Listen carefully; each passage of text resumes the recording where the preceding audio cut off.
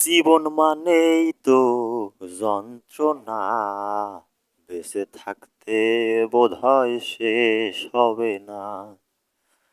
পাঠালেন যে নিয়তি, তার কাছেই মিনতি।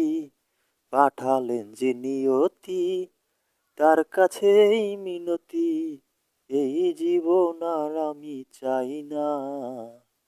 জীবন মানেই তো যন্ত্রণা, বেঁচে থাকতে বোধহয় শেষ হবে না। না, তবে আমি চাই আমার জীবনের সমস্যাগুলো সব শেষ হোক।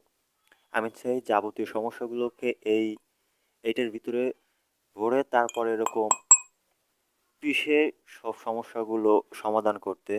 আদৌ এটা সম্ভব কিনা আমি জানি না, কিন্তু আই উইল ডু। তাহলেই যদি জীবনে আসলে আসল মানে খুঁজে পাই।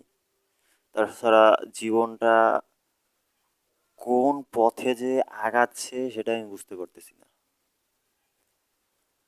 আমার জীবনে যে পরিমাণে সমস্যার সম্মুখীন হয়েছি, আমি যতটুকু হাদিস কোরআনে শুনি যে আল্লাহ তাআলা মানুষকে যত সমস্যা ফেলে তার নাকি অত পাপের বোঝা আর কি হালকা হয়।